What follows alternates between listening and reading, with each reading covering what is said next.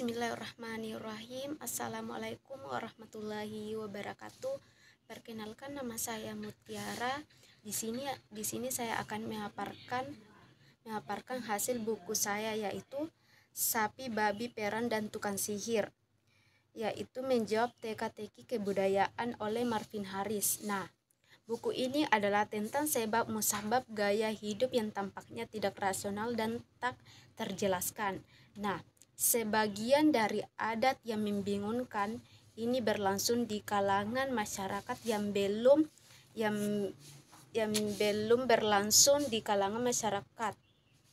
Nah, mereka kepala suku Indian Amerika yang suka menyombongkan diri dengan membakar harta benda mereka sendiri untuk memperlihatkan betapa kayanya mereka, untuk menjelaskan pola-pola kehidupan kebudayaan yang berbeda-beda. Nah, kita harus mulai dengan mengasumsi bahwa kehidupan manusia tidak sekadar bersifat acak atau sembarang berubah. Nah, tanpa asumsi ini, godaan untuk menyerah saat dihadapkan kepada pranata atau adat yang sukar sekali dipahami terbukti sulit ditolak. Selama bertahun-tahun saya telah menemukan bahwa gaya hidup yang dimaksud orang tidak dapat dipahami sesungguhnya, karena memiliki sebab-sebab yang pasti dan mudah dimengerti. Banyak adat dan pranata tampak misterius adalah karena kita telah diajari untuk menjunjung tinggi penjelasan spiritual yang rumit atas fenomena kebudayaan atau penjelasan yang membumi. Saya berpendapat bahwa solusi untuk setiap teka-teki yang lebih baik atas situasi praktis. Nah, dalam kehidupan sosial sehari-hari, sebagian orang terus mengendalikan yang dimaksud mengeksploitasi yang lain. Ketimbangan ini sama-sama disamarkan dan disembunyikan, dijadikan kehebohan halnya usia tua dan kematian.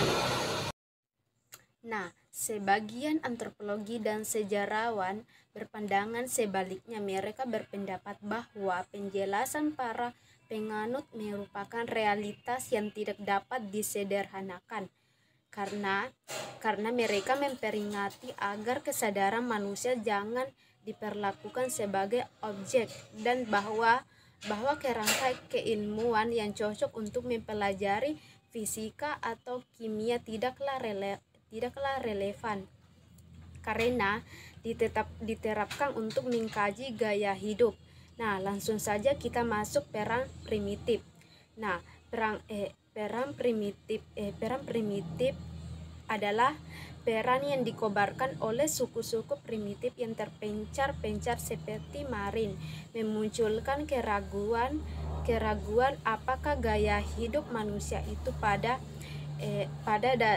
dasarnya memang waras. Saat negara bangsa modern berperang, kita kerap bertanya-tanya, apa penyebab persisnya, betapa jaraknya kekurangan alasan masuk akal yang bisa dipilih. Karena manusia itu suka berperang secara insting agresif, binatang yang membunuh demi kesenangan.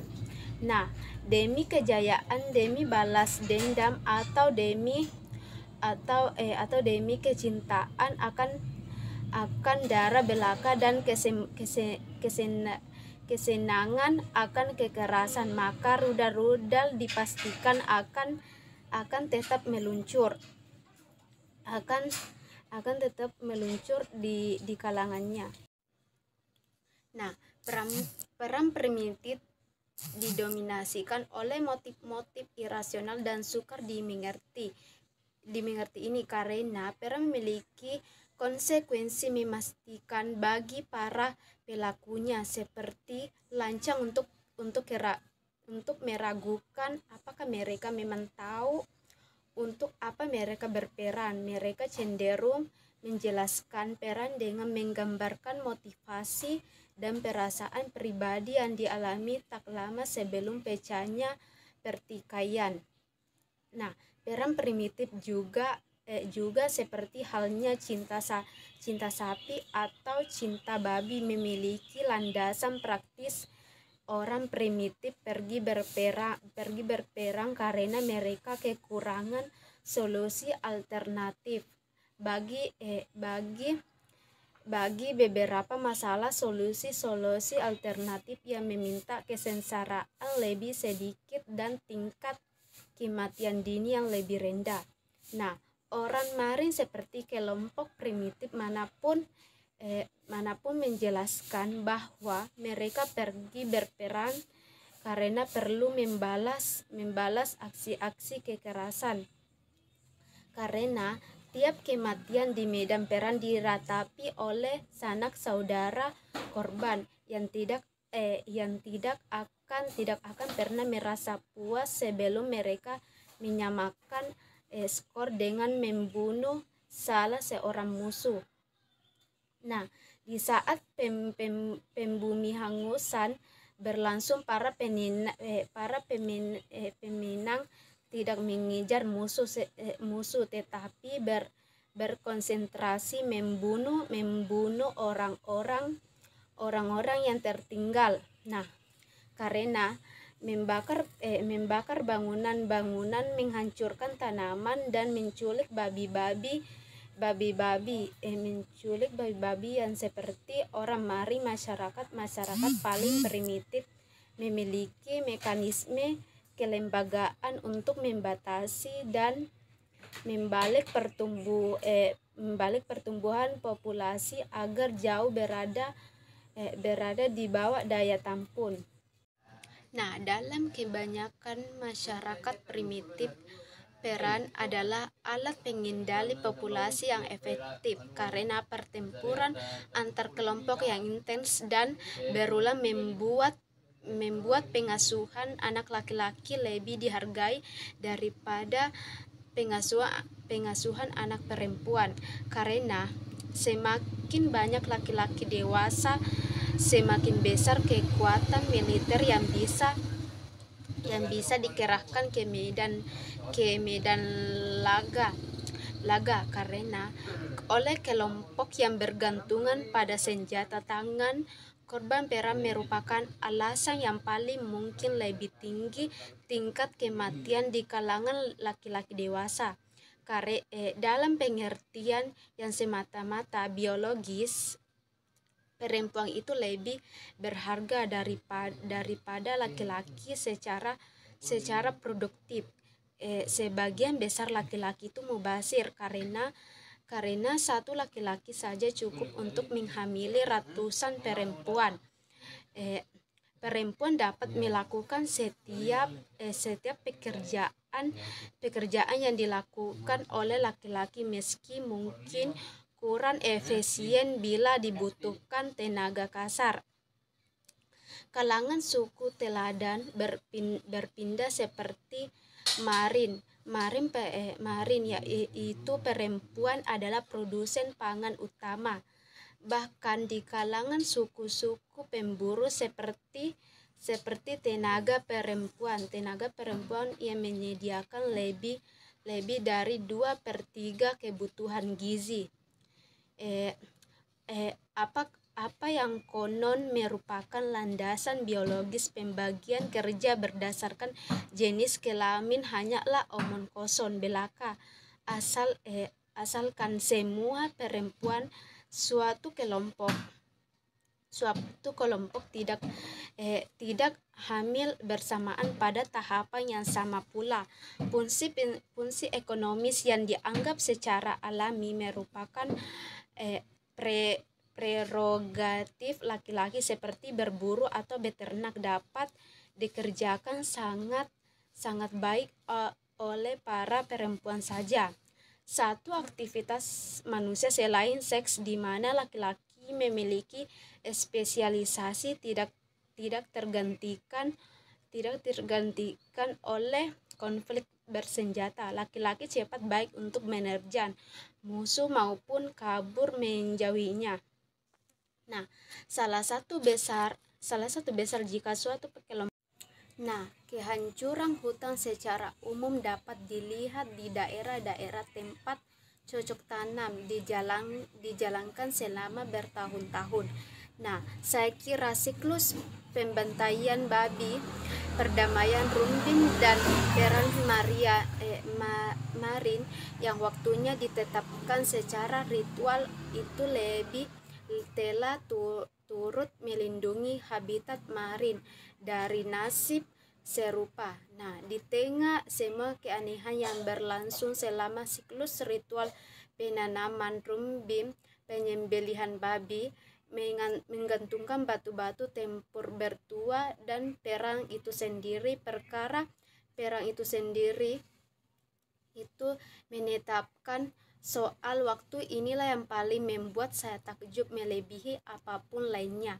Nah, di daerah Marin, kebun-kebun harus dibiarkan tidur minimal selama 10 atau 20 tahun sebelum bisa dibakar dan ditanami lagi tanpa ancaman terdegradasi menjadi padang rumput. Nah, orang Marin seperti masyarakat teladan berpindah-pindah lainnya hidup dengan memakan hutan, membakar pohon-pohon dan bercocok tanam di atas abunya. Nah, siklus ritual dan perang penuh seremonial ini mencegah mereka memakan hutan terlalu banyak dalam waktu yang terlalu cepat. Kelompok yang diserbu menarik diri mundur dari lahan-lahan yang secara grafis paling cocok untuk berkebun.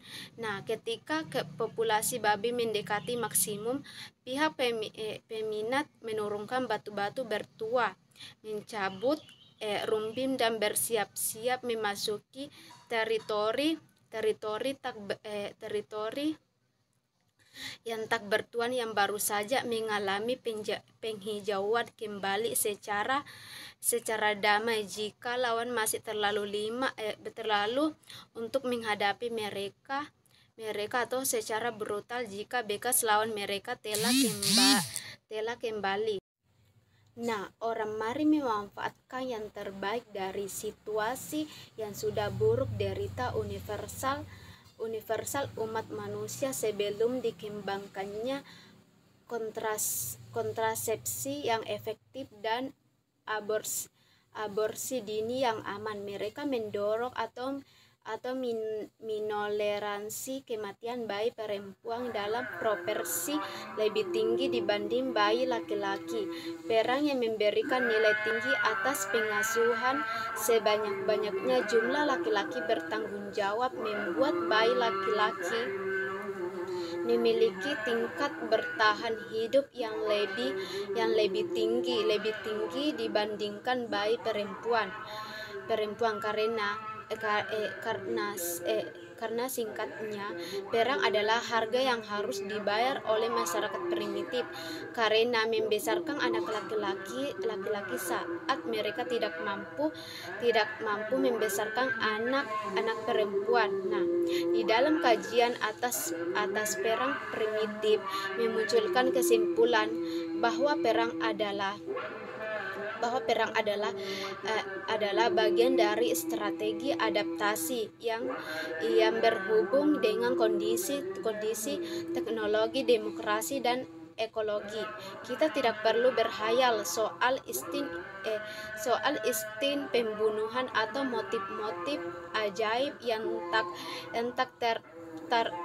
tidak dipahami untuk mengerti mengapa pertempuran bersenjata begitu lazim dalam sejarah manusia.